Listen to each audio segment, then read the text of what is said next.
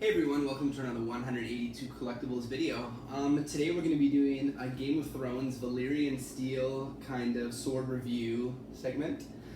This is my collection of Valyrian Steel swords. We go from great swords to bastard swords to Arya's little sword to daggers.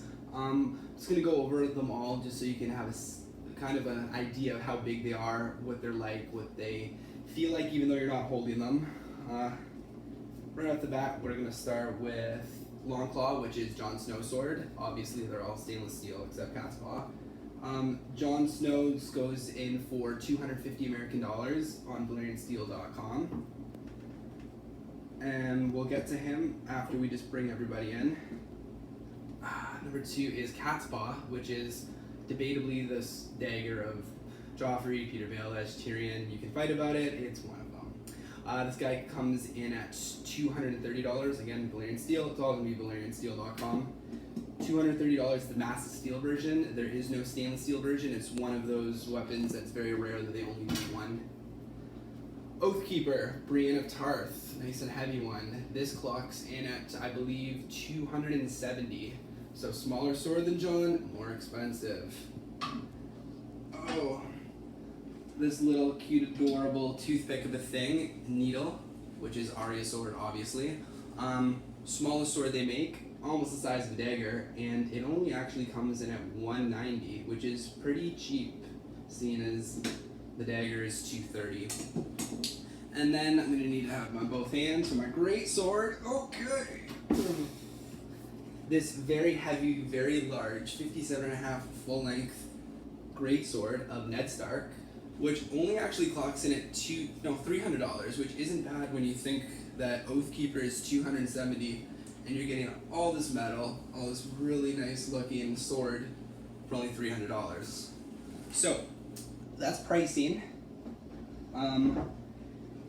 If you're going to be buying anything Damascus, I want to say the prices, if they're available, even start at about $750. So if you wanted to do the Oathkeeper, you're going to be spending $750 just to get your nice Damascus steel look, which if you have the money, great. I just feel like I personally wouldn't be able to have all of these if they were all Damascus steel.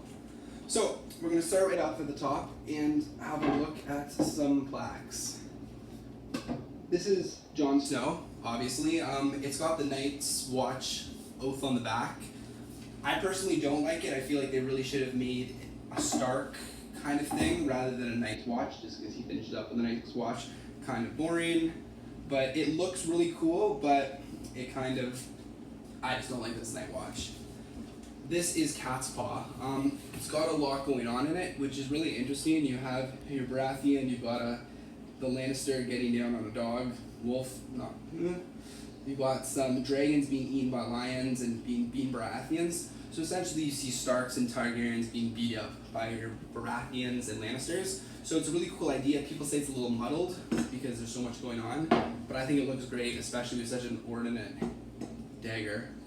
Brienne of Tarth, her sword plaque is very controversial if you want to get really detailed in the books. This is Brienne of Tarth's, this is I guess the Tarth sigil, but in the book it was made as a Lannister sword, which is Jaime's sword, and then it went to Brienne. So it's technically a Lannister sword, but it's got a Tarth sigil backing, so it looks really good. Again, I like how it's a shield, but it really depends on how fickle you're going to be about whose sword it actually is. Biggest disappointment of the day is the fact that this is Arya's, which is literally just a direwolf, which isn't bad, but when we go over here, this is Ned's. So Arya's, Ned's. They literally took a little itty bitty sword and made it for a big great sword. I feel like they just got really sloppy and kind of simple with it. There was no real creativity. And they didn't even run a theme because you have Jon over here, who technically is not a Stark, but Night's Watch, they could have just done 3 direwolves and made it a running theme, but they chose to do the Night Watch. So, some interesting things about the swords are the only one that is limited edition is the Catspaw. This is, what is this one? This is 1811 out of 2500.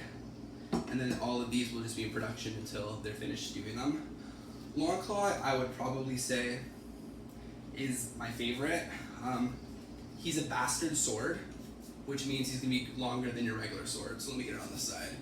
So this is going to be your Jon Snow sword, and then this is going to be your Oathkeeper.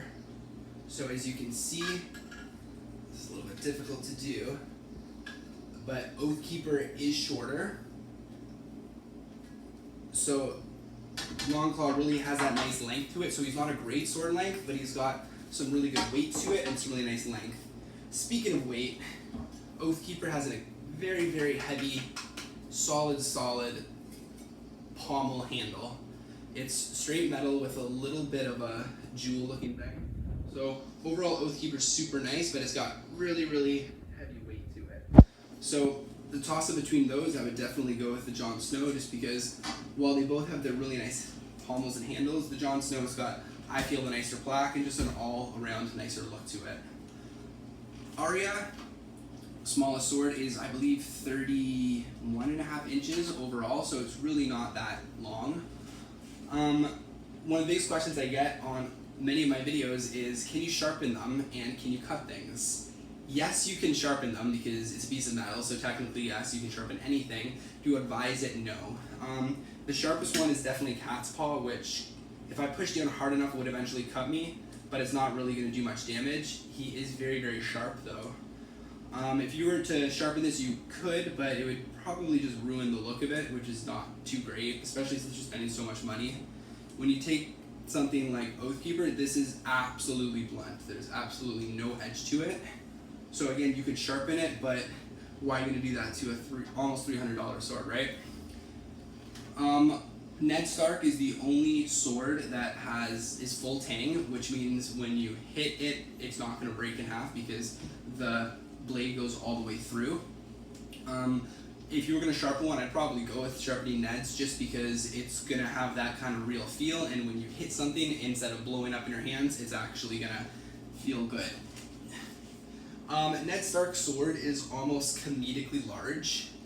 As you can see, I don't have the pegs inside of the plaque because I have not found a place to put him on a wall yet, because he's so absolutely massive. I'm going to try to hold this very tightly, and then I'm going to take Longclaw, which is a bastard sword, which is larger than your Oathkeeper, and you're just going to see how tiny Ned Stark's makes him look. So, ice is definitely the most bang for your buck. Yeah, you're spending $300 on a sword, but if you're buying anything here, you're probably ready to spend some money. I would definitely recommend them all. If you ever have the option to get Jaime's sword, I wouldn't get it. It looks really good in promo pictures, but when you feel it in your hand, it feels absolutely like a toy that just rickety and it rattles. And don't get Jaime's sword, that's why it's not here. If you can spring for Damascus Steel, I would definitely go for it. Catspaw is absolutely beautiful, and I would love to have a Longclaw or something in Damascus Steel, but again, after the currency exchange here in Canada, I'd be spending $1,000, and I can't do that for a sword right now. So, I hope you guys enjoyed this, and kind of helped you out with what you want to pick up if you want to get anything. Let me know if you have any questions. I hope all my kind of little tips are going to help you out picking what you want. At the end of the day, this guy's going to blow all your friends' brains out of their head. It's absolutely phenomenal. One of these two is just absolutely gorgeous in the sense that it's so detailed. And then these two are just really nice to have for just who owns the sword, the nice plaques, and how small they are. Hit subscribe if you want to check out any more Game of Thrones videos, some reviews on other things, statues and swords. And yeah, thanks so much for watching, and have a great day.